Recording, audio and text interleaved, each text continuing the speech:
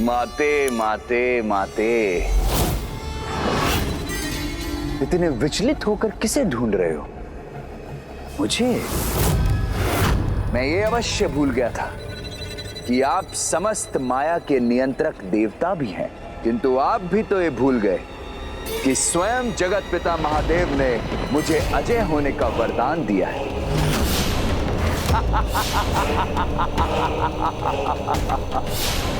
तो अब सर्वत्र ममता मोह का विकार करने से कोई नहीं रोक सकता। भूल तो तुम अब कर रहे हो ममतासुर। स्वयं में सुधार लाने के अपने इस अवसर को गवा कर, क्योंकि जिस प्रकार तुम्हारे इस सिंहासन और तुम्हारी इस माया का विनाश हुआ, उसी प्रकार शीघ्र ही तुम्हारे इस विकार का भी विनाश होगा।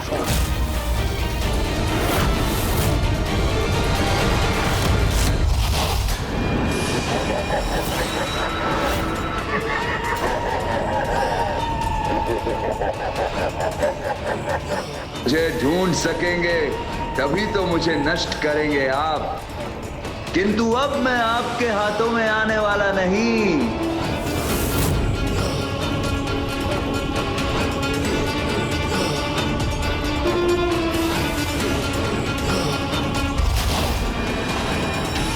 अब अपने इस विकार को उसके चरम पर ले जाकर समस्त संसार को दूषित करूंगा और अपने इस कार्य को आरंभ करने हेतु लंका से उचित स्थान भला और क्या हो सकता है, जहां मेरा विकार एक दुष्ट को महादुष्ट में परिवर्तित करेगा।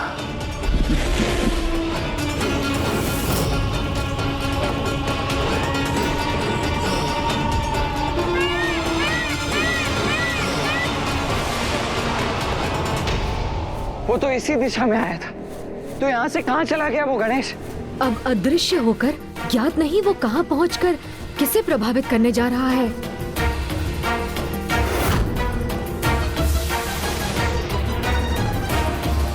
गणेश, तनिक लंका की ओर तो देखो। मूषक जी, उस दिशा में चलिए।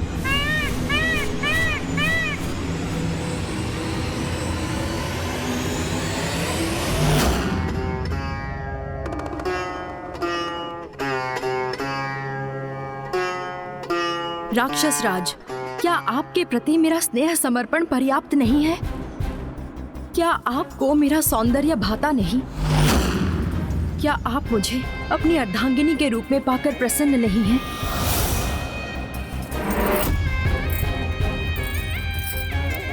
मेरे प्रश्नों का उत्तर दीजिए राक्षस राज।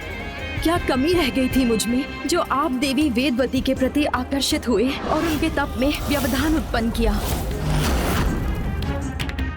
पूर्व में भी आप नंदी जी के श्राप से श्रापित हुए। तुम्हारे सर्वनाश का कारण एक वानर सेना ही बनेगी। अब पुनः एक श्राप के भागी बने हैं। क्या आपको अपनी तनिक भी चिंता नहीं है?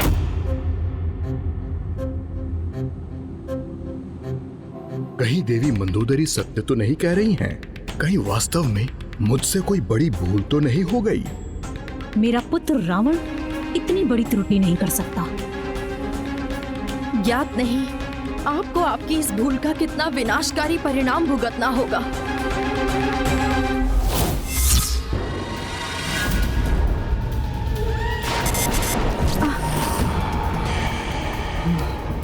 कृपा करके अपने इस व्यवहार पर संयम रखिए राक्षस राज, और पर स्त्री को सदैव सम्मान की दृष्टि से देखिए। देवी मंदोदरी,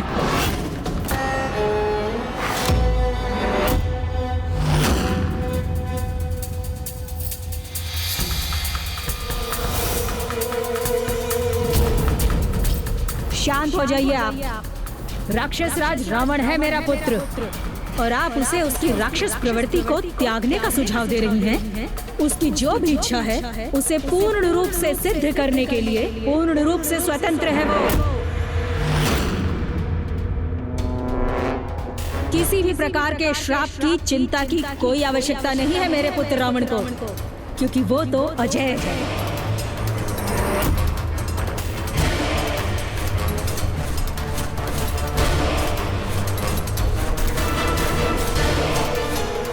जिस स्त्री के प्रति आकर्षण हो उसे प्राप्त करने की इच्छा व्यक्त करने के लिए पूर्ण रूप से स्वतंत्र है मेरा पुत्र।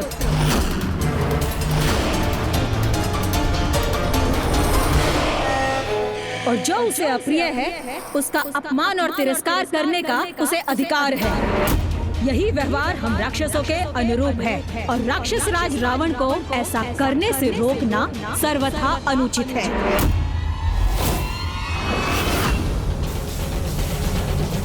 एक माता अपने पुत्र के दुर्व्यवहार का समर्थन कर अपने ही पुत्र को अधर्म के अंधकार में कैसे भेज सकती है?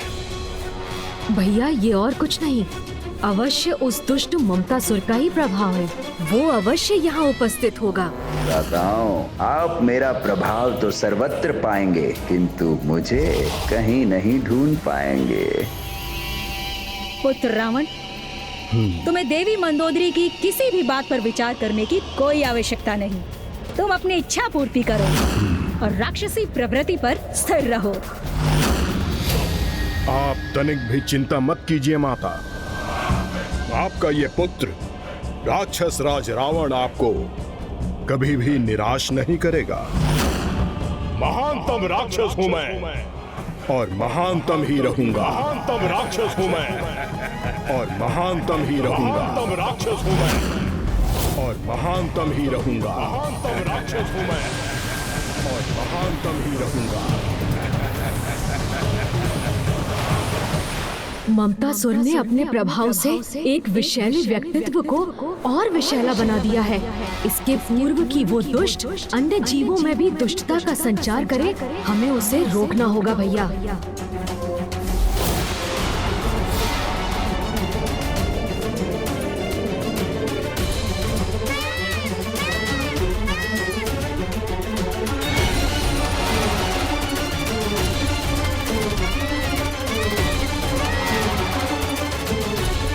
यहाँ तो सर्वत्र मेघ ही मेघ है अनुज गणेश।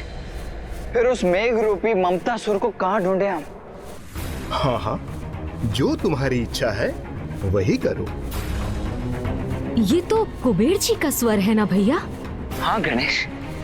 किंतु वो इतनी ममता से किससे वार्तालाप कर रहे हैं?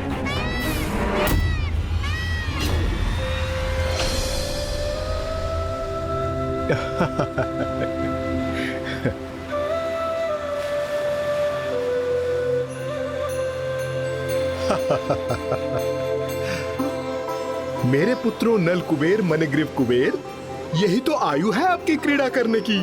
इसलिए उन्मुक्त होकर जितनी इच्छा हो उतनी क्रीड़ा कीजिए। पिताश्री, आप चिंता न करें। आप अनुमति दे अथवा ना दे, हम तो अपनी इच्छा अनुसार से ही क्रीड़ा करेंगे।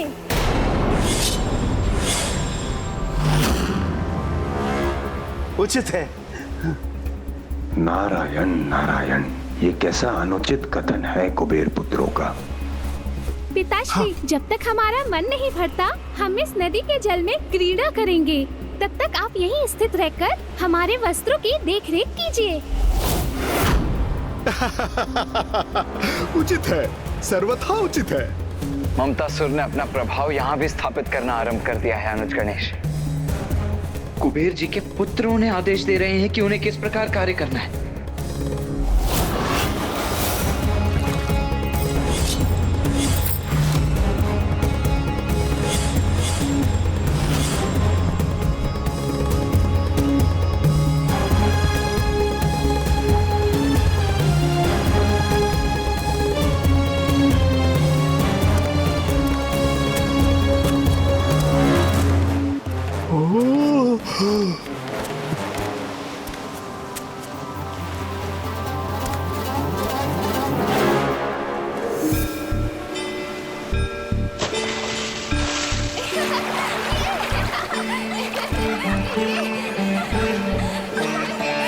प्रणाम देव ऋषि नारद जी। कुबेर जी, आपने अपने पुत्रों को उचित संस्कारों की सीख नहीं दी। ये भी नहीं सिखाया उन्हें कि जब उनके समक्ष उनसे बड़ा कोई आता है तो उनका अभिवादन करना चाहिए। बालक हैं, क्रीड़ा करने गए हैं, इसलिए आप पर ध्यान नहीं गया होगा उनका। इसे आप अपना अपमान ना समझें।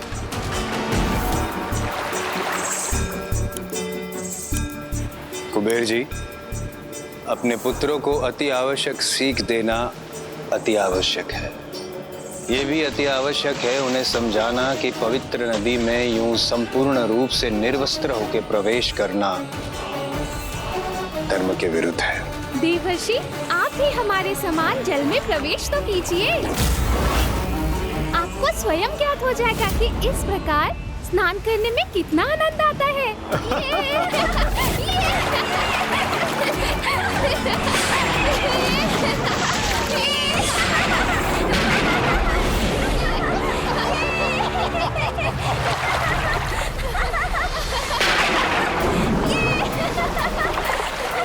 अपनी जल क्रीड़ा में तो खो ही गए मेरे पुत्र।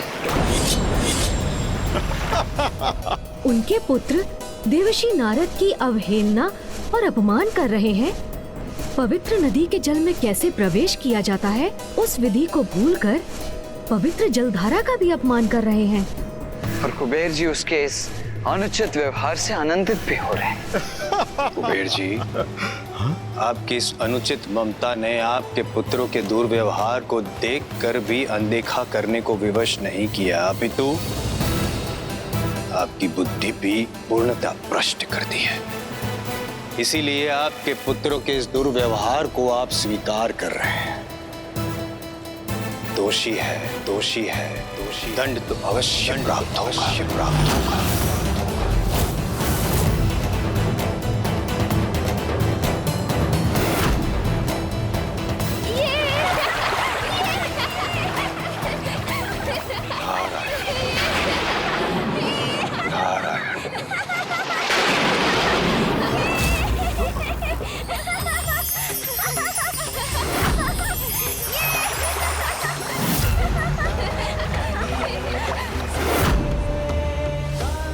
उद्दंड बालकों, जो गुरुजनों का सम्मान ना करे, पूर्ण रूप से निर्वस्त्र होकर पवित्र नदी में स्नान करे, वो प्राणी मात्र एक वृक्ष के समान होता है। तो जाओ, मैं तुम्हें श्राप देता हूं। तुम दोनों भी इसी क्षण वृक्षों में परिवर्तित हो जाओगे।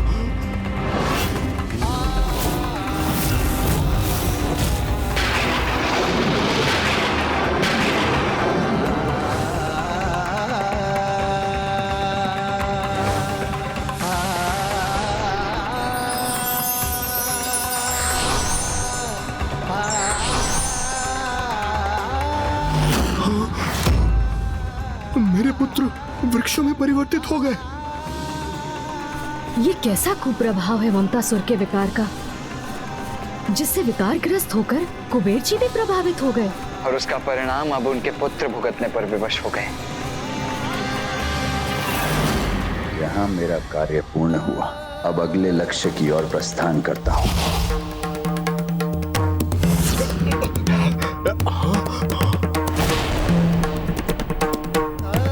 क्षमा देव ऋषि जी, क्षमा। देवर्षि जी, ज्ञात नहीं हम पर किसका प्रभाव पड़ गया था। आप पर किसका प्रभाव हुआ था इसका तो मुझे भी ज्ञात नहीं, किंतु मैं आपके पुत्रों को श्राप दे चुका। अब इसके प्रभाव से मैं उन्हें श्राप मुक्त नहीं कर सकता। मैं पुनः आपसे क्षमा याचना करता हूँ। मेरे पुत्रों को श्राप मुक्त करने का कोई तो उपाय होगा। देवर्षि, क्षमा कर दीजिए, क्षमा कर दीजिए मेरे बालकों को, क्षमा कर दीजिए।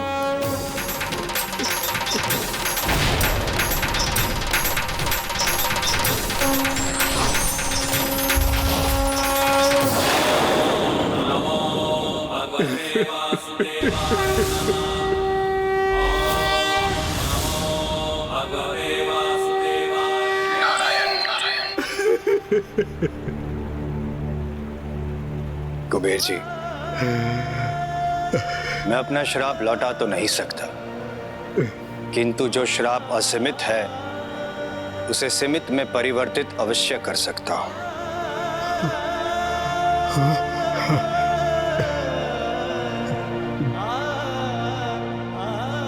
जब प्रभु नारायण स्वयं धरती पर प्रकट होंगे और जब वे बाल क्रीड़ा करेंगे, तब आपके पुत्रों को श्राप मुक्त अवश्य करेंगे। धन्यवाद, धन्यवाद महर्षि।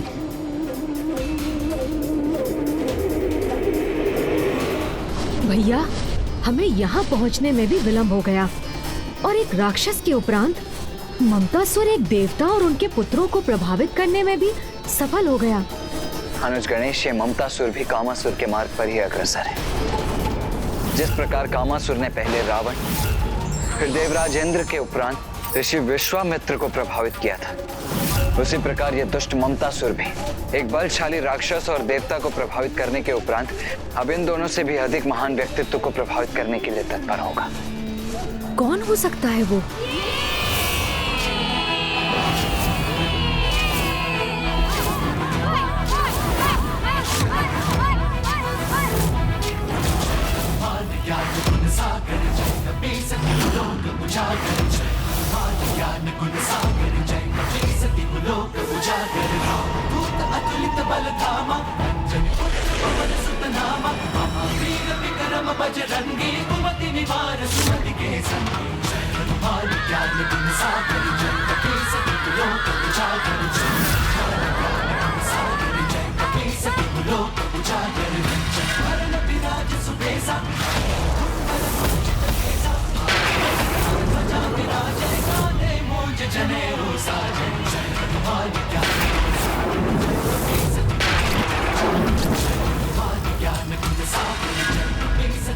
तुम्हारे लिए कुछ भी असंभव नहीं। जय हनुमान।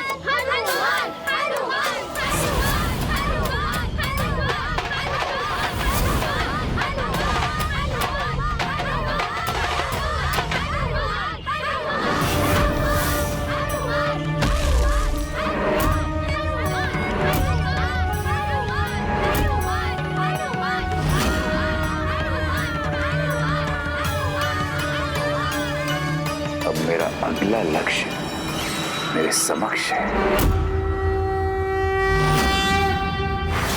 अनुज गणेश, इससे पूर्व कि ये दुष्ट ममतासुर अपना अगला लक्ष्य निर्धारित कर उन्हें भी प्रभावित करे, हमें उसे ढूंढकर उसे रोकना ही होगा। हाँ भैया, किंतु है कहाँ वो?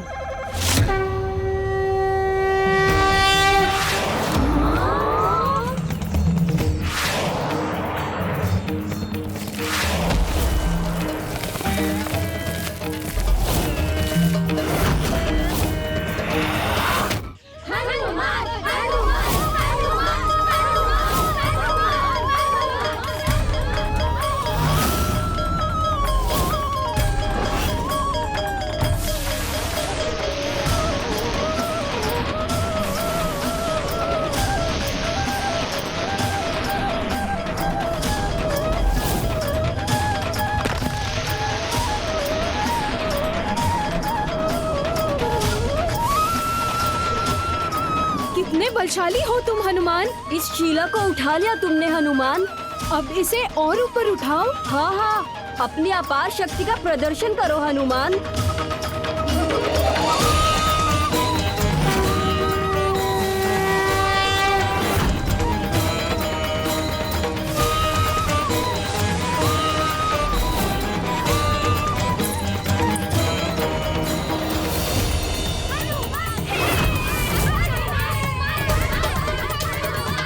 पुत्र हनुमान कैसी क्रीड़ा कर रहा है ये।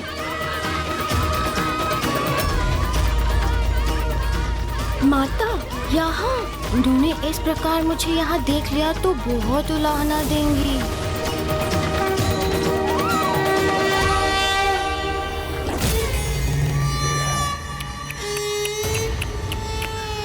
इतना दिव्य पुत्र और इतनी ममतामयी माता, जो अब मेरे ममता मोह के विकार का अगला लक्ष्य होंगे। आनंद आएगा, बहुत आनंद आएगा। माते माते माते।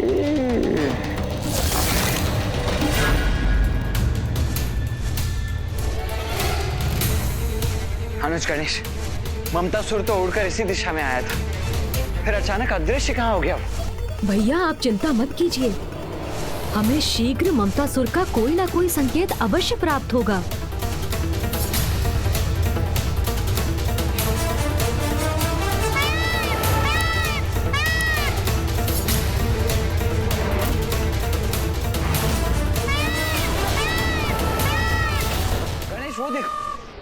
कितना विचित्र दृश्य है।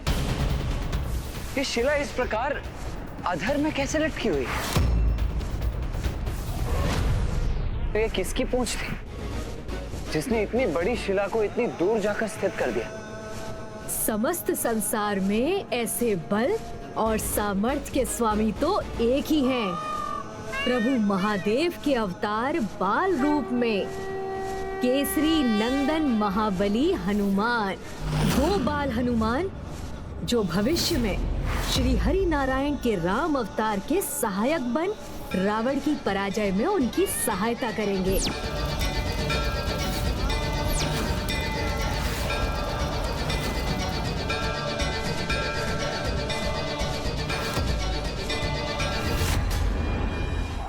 माते माते अब देखिएगा मेरा विकार आपकी दिव्यता को कैसे प्रभावित करता है। भैया, यदि हनुमान जी यहीं कहीं हैं, तो ममतासुर भी वहीं पहुंचकर इस अवसर का लाभ उठाने का प्रयास अवश्य करेगा।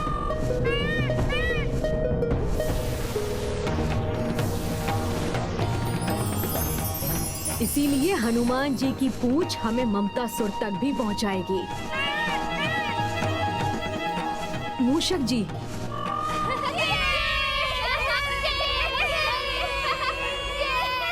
माता, आप यहाँ?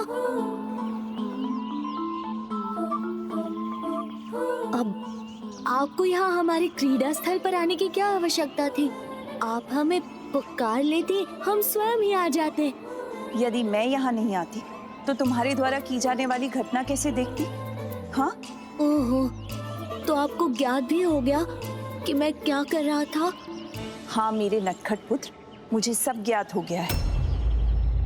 किंतु पुत्र, तुम्हें ये सब नहीं करना चाहिए, क्योंकि जो अपार बल के स्वामी होते हैं उन्हें अपने बल का प्रयोग केवल जगत हित के महान उत्तरदायित्व को निभाने के लिए करना चाहिए, न कि ऐसी क्रीड़ा कर जिससे किसी अन्य को क्षति पहुंचने की संभावना हो।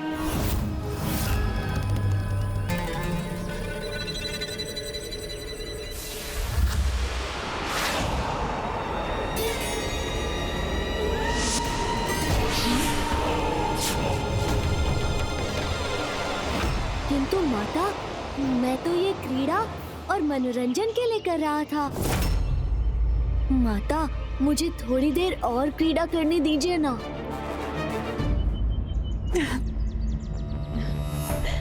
करो पुत्र, तुम्हें जो भी क्रीड़ा करनी है।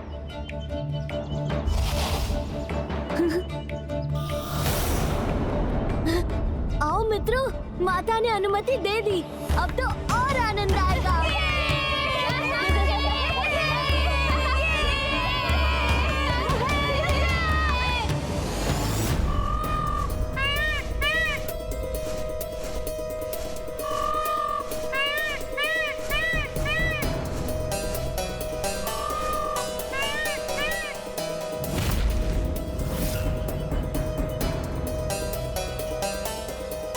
गणेश, यहाँ तो कोई भी नहीं है। किंतु भैया, वो शिला तो इसी स्थान से आई थी।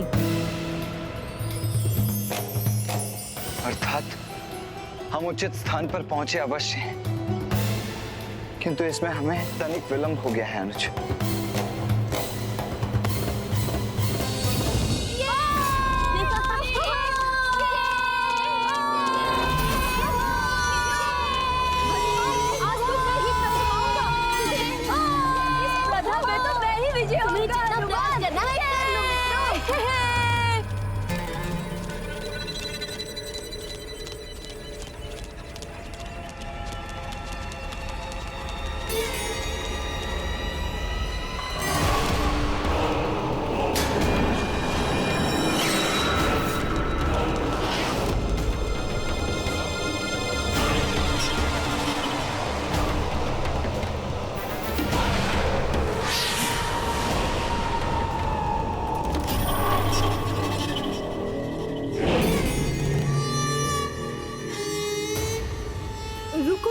रुको हनुमान।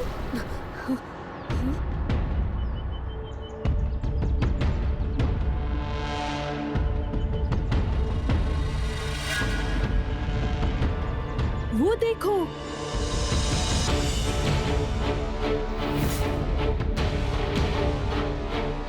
देखो वहाँ पर कोई ऋषि तपस्या कर रहा है।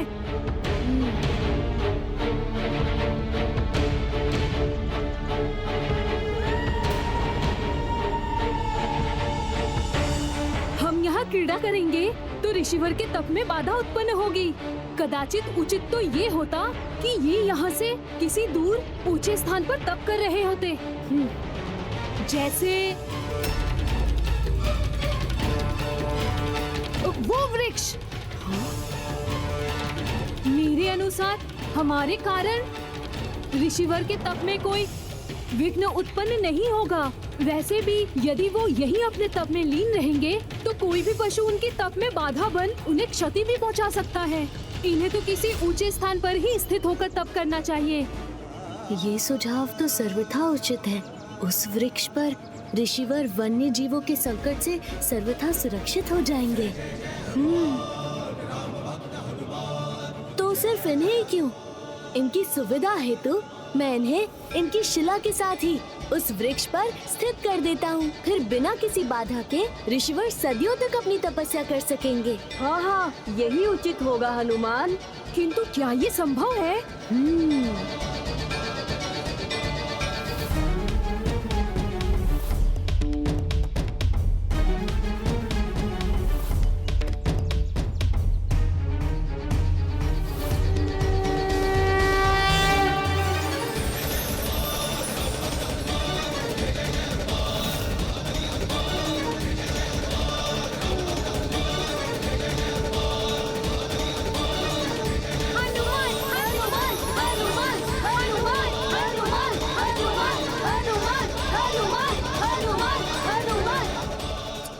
संभव है। ममतासुर के लिए तो किसी को भी प्रभावित करना संभव है।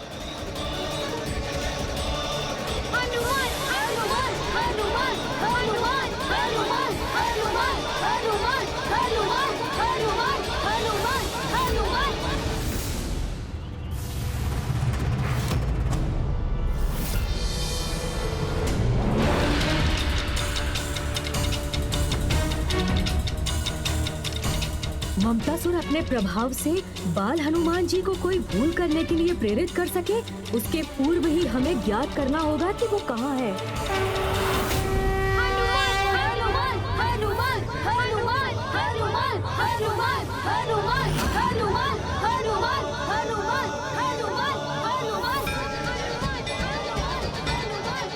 अनुज गणेश, तुम बालकों का ये स्वर सुन रहे? हाँ भैया, हमें उसी दिशा में जाना चाहिए।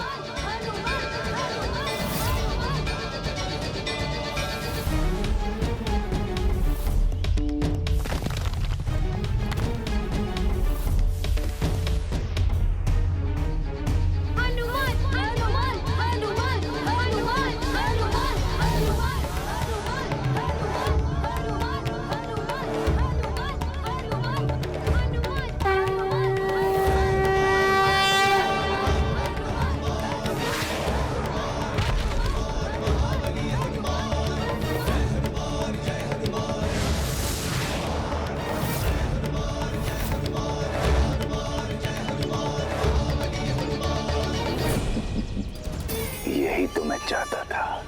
अब आगे इसका दुष्परिणाम भुगतने के लिए तैयार हो जाइए हनुमान जी।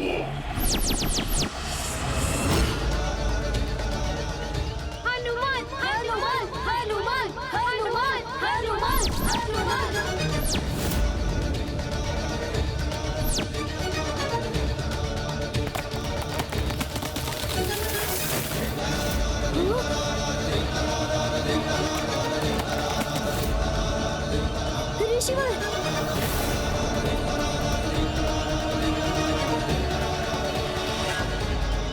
ये कैसे संभव है? मुझे इस वृक्ष पर स्थिर कर मेरा तप भंग करने का दुस्साहस किसने किया?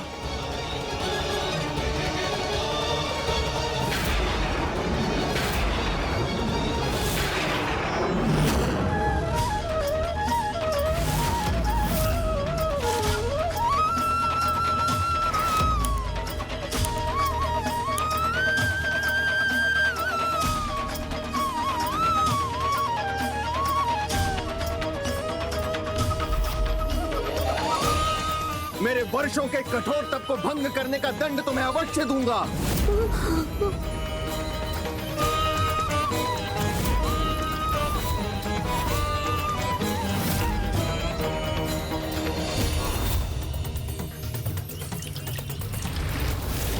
ये तो आरंभ मात्र है मेरे विकार के प्रभाव का।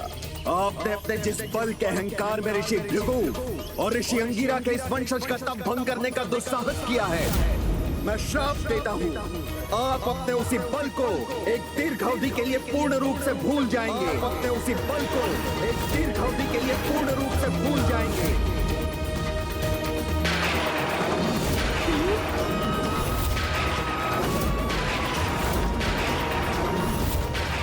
क्षमा ऋषिवर, क्षमा।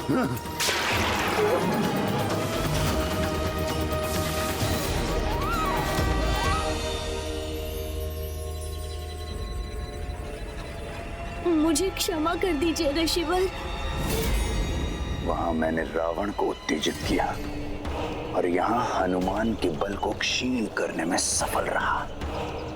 तो अब समस्त संसार में मेरे ममता मोह के विस्तार को कोई नहीं रोक सकता, जिसके दुष्परिणाम के साक्षी तो आप भी होंगे गणेश जी।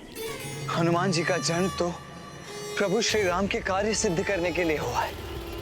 यदि वो अपना सामर्थ्य ही भूल जाएंगे तो प्रभु के सहायक बन राम काज करने में कैसे सफल होंगे?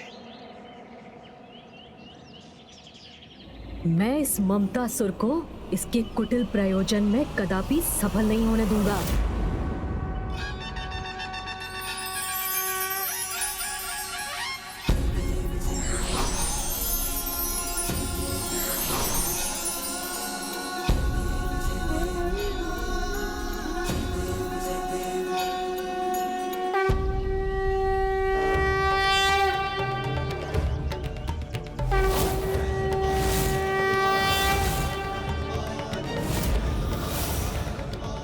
मैं आपको श्राप मुक्त तो नहीं कर सकता, किंतु इसके प्रभाव को सीमित अवश्य कर सकता हूँ। भले ही मेरे श्राप के कारण आप अपनी विशेष शक्तियों को भूल गए हैं, किंतु जब कोई आपको आपके बल का स्मरण कराएगा, तब आप पुनः अपने सामर्थ्य को प्राप्त कर अपने महान दायित्वों को निभाने में सफल होंगे।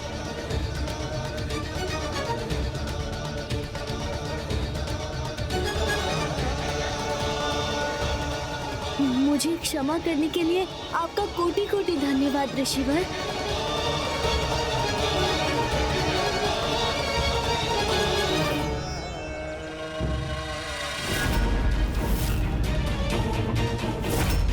ममतासुर, ये तो यहाँ है।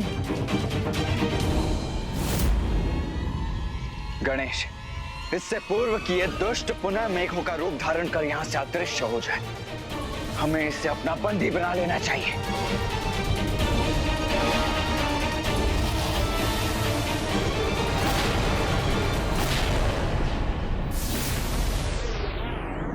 आइए भैया, मैं अभी इसका भी उपाय प्रस्तुत करता हूँ। उचित है।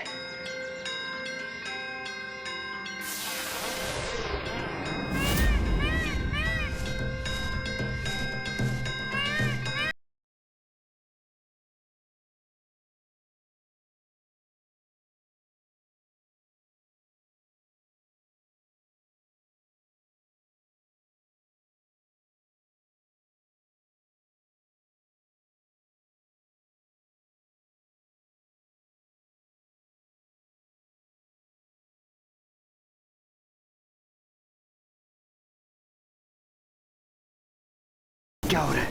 मैं यहाँ स्थिर क्यों नहीं हो पा रहा हूँ? इन मेघों से स्वयं को विलग करने में असमर्थ क्यों हो रहा हूँ मैं?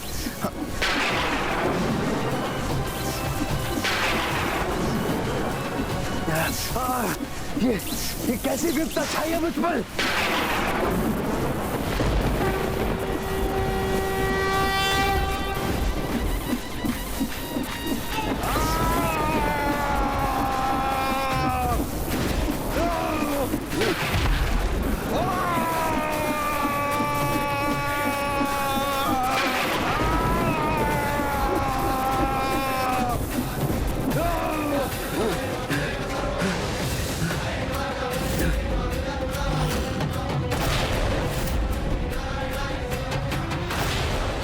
शिवपुत्र यहाँ, मुझे पुनः इनकी दृष्टि से ओझल होने का कोई उपाय करना चाहिए।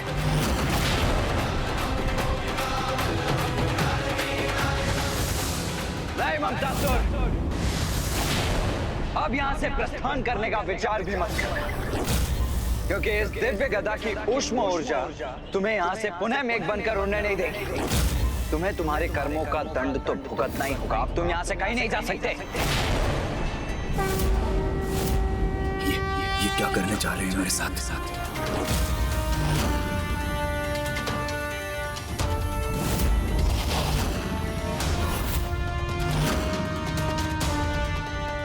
अब इनसे अपनी रक्षा कैसे करूं मैं?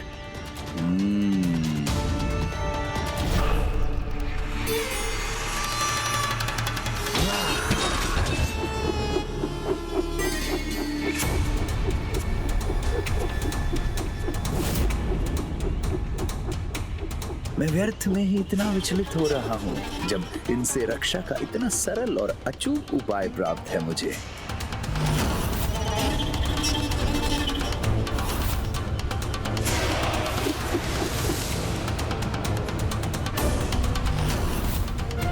अब ये दुष्ट ममतासुर कैसा कपट करने जा रहा है? अपने सभी अस्त्रों को अदृश्य क्यों कर दिया इसने?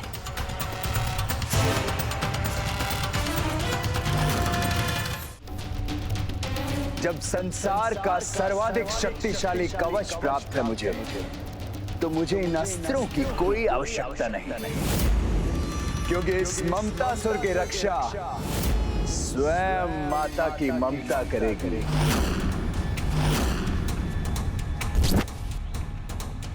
ओम जगदम्बा जननी रक्षा करो, ओम भयहारिणी मैया रक्षा करो, ओम जगदम्बा जननी रक्षा करो, जननी रक्षा करो, भयहारिणी मैया रक्षा करणी मैया रक्षा करो, ओम चंद्रघंटा चंडी रक्षा करो, रक्षा करो। ये कौन है जो मुझसे अपनी रक्षा की गुहार लगा रहा है?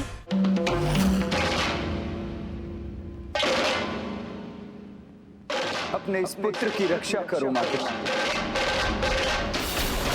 इस निर्दोष को अकारण ही इतना दंड दिया जा रहा है। आपके पुत्र ममतासुर पर संकट की छाया छाई है, जो स्वयं मेरे भ्राताओं ने उत्पन्न की है। याद नहीं मुझे माते कि क्या द्वेष है इन्हें मुझसे, जो ये मुझे क्षति पहुंचाना चाहते हैं। प्रेम पूर्वक मैंने इनकी सेवा की, अपने भवन में स्वागत किया, इनका भोजन कराया, तन मन से सेवा की, परंतु फिर भी मैं दंड का भागी क्यों हो गया हूं माते? और हाँ माते, इन्होंने छल पूर्वक मुझसे वो गदा भी छीन ली जो आपने मुझे मेरी रक्षा के लिए प्रदान की थी। रुको ममतासुर, माँ की ममता का अनुचित लाभ उठाने का प्रयास मत करो। सत्य तो आपके समक्ष है माते। भ्राता गणेश केवल मुझे चेतावनी ही नहीं दे रहे हैं, अपितु आपकी ही दी हुई गदा से मुझ पर प्रहार भी करना चाहते हैं। रक्षा कीजिए माते, मेरी रक्षा कीजिए, अपने पुत्र की रक्षा कीजिए माते। शूलेन पाही नो देवी। अनुज गणेश, जिस मंत्र के जाप को माता कभी अनसुना नहीं करती, सदैव जिसका जाप करने वाले की रक्षा करती है, इस दुष्ट ममतासुर ने माता के उसी रक्षा मंत्र का जाप आरंभ कर दिया है। पाही खड्गेन चांबिके घंटा स्वनेन न पाही, चाप जानी स्वनेन च।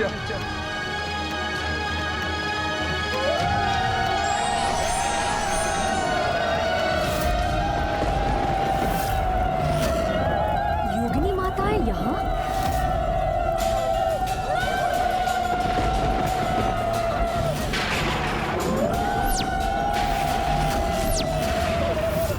इस दुष्ट के लिए योगिनी माताएं स्वयं प्रकट हो गई हैं।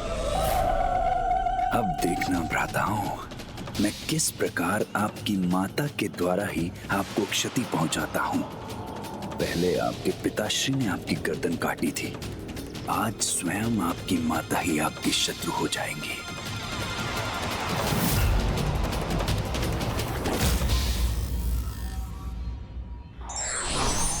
क्रोध एवं उद्दंडता पर नियंत्रण ही मनुष्य को उसके कर्मों के प्रति सचेत रखता है। विघ्नहर्ता श्री गणेश के अद्भुत शक्तियों से भरे वीडियोस देखने के लिए चैनल को सब्सक्राइब करना न भूलें और साथ ही बेल आइकॉन भी दबाएं।